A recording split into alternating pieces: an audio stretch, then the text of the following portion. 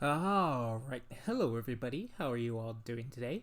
I myself am doing pretty well. I thought we could do like a little weekly wrap up of some news that came out this week. A lot of news did come out this week, and nothing I covered at the time of their announcements and things of that nature. As you could see here, Ruby Rose reportedly quit Batwoman because it was too much work. Add on top of that she had an accident that almost left her paralyzed, and that someone else had an accident that left them paralyzed. It just this seems like a very uh, hand wavy excuse to the bigger problems that dig deep into Batwoman. So before we continue, I'd like to ask you all to please leave a like and comments. If you're new to the channel, go ahead and subscribe. Why not? So, in an unprecedented move from network television for all shows based besides Lethal Weapon, it was announced early this week that Ruby Rose, the star of CW's newest Arrowverse series, Batwoman, was leaving after one season. The source insisted that Rose's severe onset injury from 2019 wasn't the departure catalyst, which honestly it should be, but they're trying to kind of sweep that under the rug, aren't they? She underwent emergency surgery after herniating two discs from a stunt, but rather because she was distressed by the long hours demanded of a lead television role and didn't like living in Vancouver. So, just awful reasoning when she has very good reasons for leaving.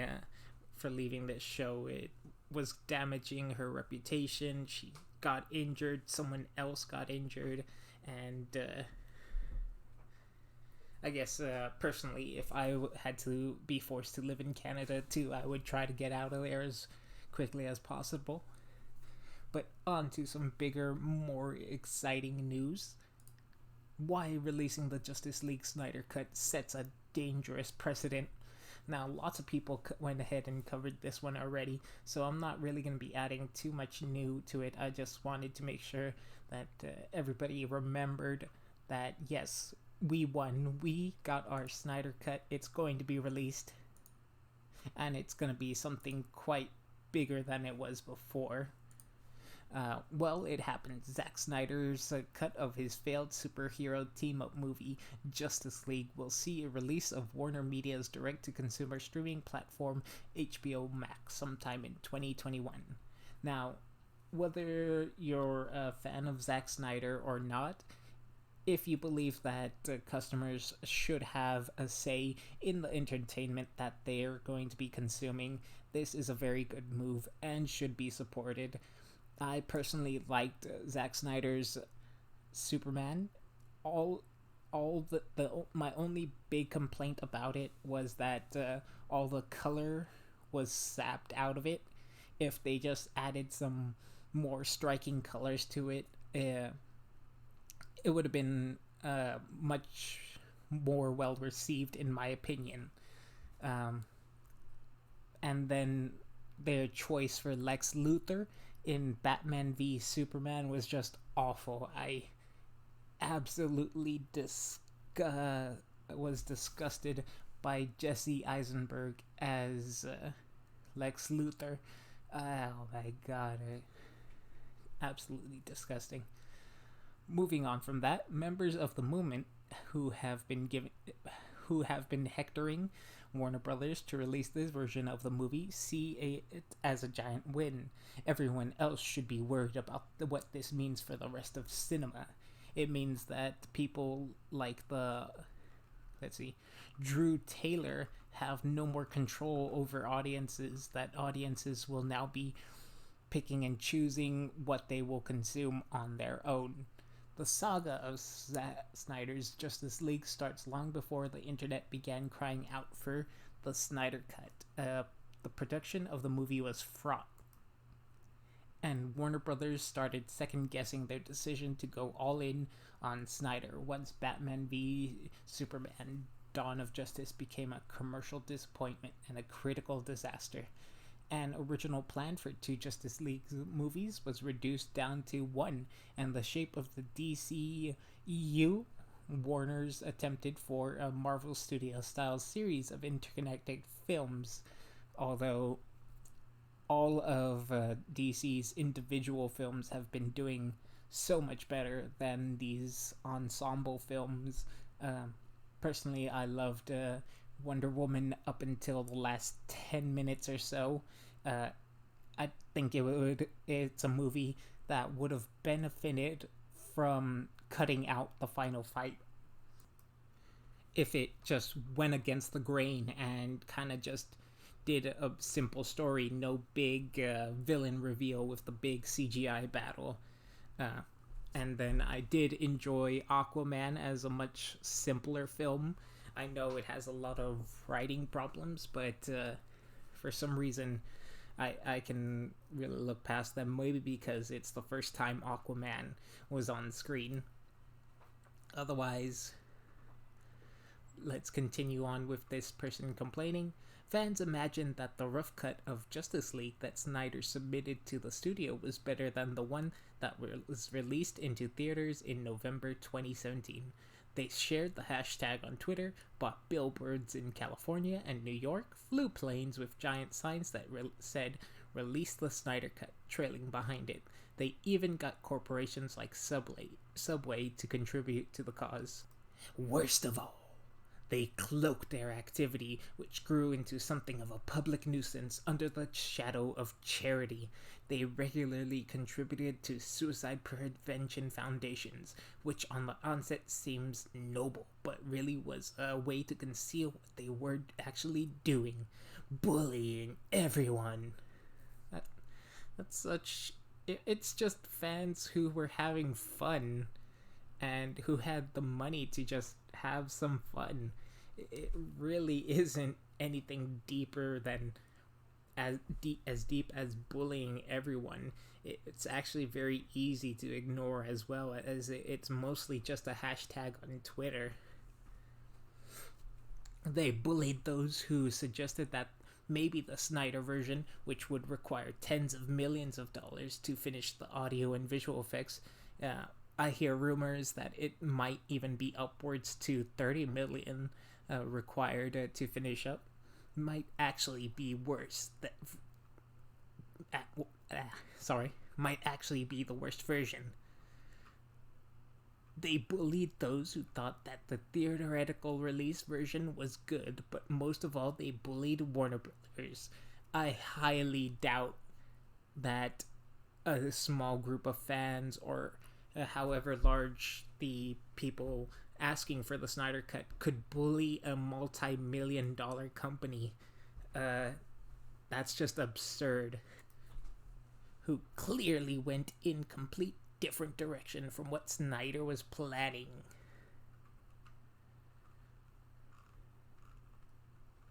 Some more bitching and complaining, and I really don't see the problem about this stuff, though. I hope they recast the Flash. Honestly, though, he's probably the worst casting choice out of all of the DC heroes on here. I hope they get to recast him. And yeah, the Snyder Cut really is coming out. I'm excited to watch it. Other people like Drew Taylor can continue to complain, but it doesn't change the fact that we got it done. It's getting to people. It's going to get to people, and yeah, hopefully it's good. I hope that it's good. There is a possibility that it will be bad. It will leave people disappointed, and that's the worst case scenario. Hopefully it doesn't come to that, and we can continue to support good projects. So we'll get to see what happens with that in 2021. Otherwise, to my third article I have set up here, Joe Rogan has left not completely left YouTube, but his main platform from now on will be Spotify. And here we have Julia Alexander complaining that Joe Rogan helped create a podcast culture on YouTube, and now he's leaving it. Joe Rogan is largely moving on from YouTube, a site that helped transform his podcast into a viral video making factory, earning him nearly 10 million subscribers in the process. It's the latest sign that creators who found success on YouTube see other platforms as the next step, but it doesn't mean that YouTube is anywhere close to being cut out of the podcasting game. Later this year, Rogan will bring his mega popular podcast, The Rogan Experience, exclusively to Spotify. It's not just Rogan who's leaving YouTube behind either. At a time when video podcasts on YouTube are more popular than ever, because everybody's just at home and they need some entertainment, mainstream places aren't providing that entertainment. Some of the platform's biggest personalities have been taking their content to other services. YouTube star Emma Chamberlain launched her podcast off-platform. Some more names I don't care about, and these creators' success, though, often come from optimizing around YouTube as a platform in the first place. The Joe Rogan Experience YouTube channel has just under 8.5 million subscribers, with videos collectively pulling in more than 2 billion views since its launched in 2013. On top of those, Rogan currently runs on a secondary channel where he posts clips from the podcast, which are able to easily spread across the site by being recommended to new viewers. It's important to note that under Spotify deal, some of those clips will still find their way to YouTube that allow Rogan to continue using the platform for his growth and make money while locking the entirety of his content inside Spotify's app. Rogan can also use YouTube to air shorter clips he thinks will go viral. So they're trying to paint it as a bad move and almost exploitative to YouTube on his part, but I really don't see it that way. I see it as him taking the most optimal route of gaining new people. There's still going to be lots of people who don't know he exists and who don't know that his main platform from now on will be Spotify. So it's really about casting the biggest net and drawing in people from all sorts of places. So I really think this is a good move on his part. I don't know if Spotify is all that much better against YouTube, or if Spotify can really take on YouTube in the end. But I guess that's another thing that we'll just have to wait and see on about how this will further develop. And for the least exciting article I have here, it's from She-Ra. Love Can't Make You a Villain. How She-Ra's Catra helped make sense of my heart. As human beings, we all have our types. This holds true in fiction as well as life. The traits that resonate with us and help us form friendships and deeper attachments. The attributes that we recognize in ourselves that help us to be better, understand our feelings and foibles. Types are useful for helping us organize the bits and pieces of being alive that don't always make sense to us. So all that is basically just a fruity saying of how people recognize patterns and how people who enjoy these patterns identify with them. It's really the type of annoying speak that so many people carry these days.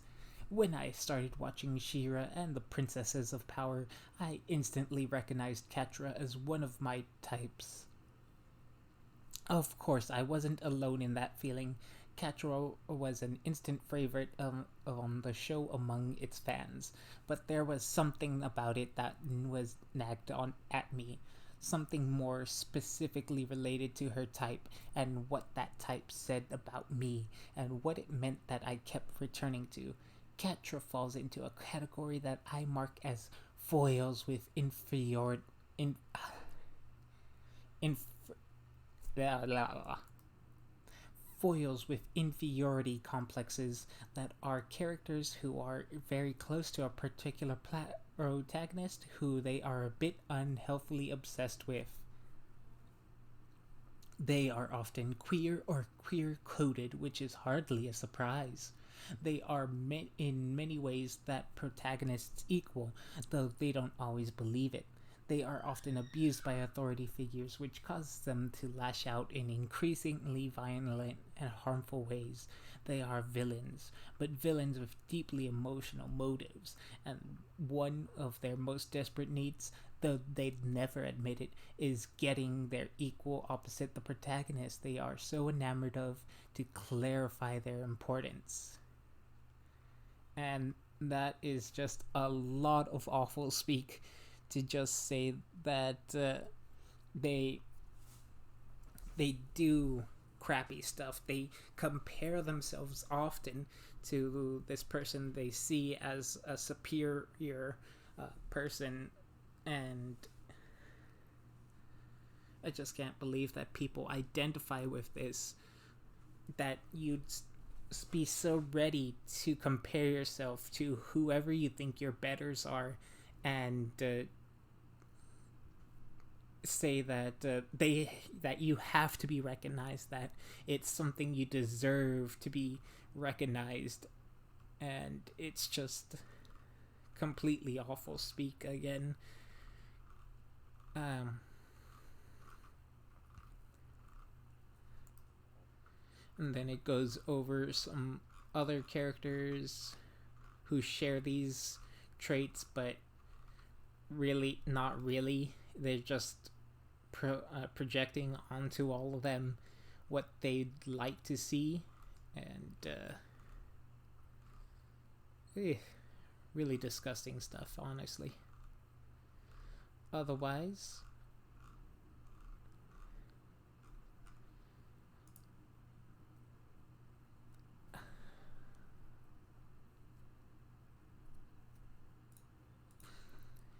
and really she just uses the rest of the article to explain a story that she had framed herself as a villainess in her own story, which is very difficult to do. We all are the heroes of our own stories, and this woman is trying to be the secondary character that everybody loves in a outside story, but she just can't do it, and it's disturbing how these people latch onto these characters mentally and make their stories their own, and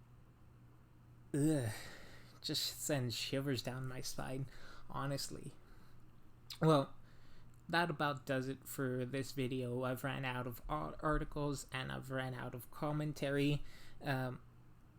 Most of the time long videos don't do too well on my channel anyways, so I should be cutting it about short right here. Anything else I'd like to mention is basic stuff. What are your thoughts on all these events? Go ahead and leave them in the comment section down below. I've enjoyed doing this video for you guys, so hopefully someone out there enjoys the video watching this, and I hope to see you again in my next video. Anyways, take care.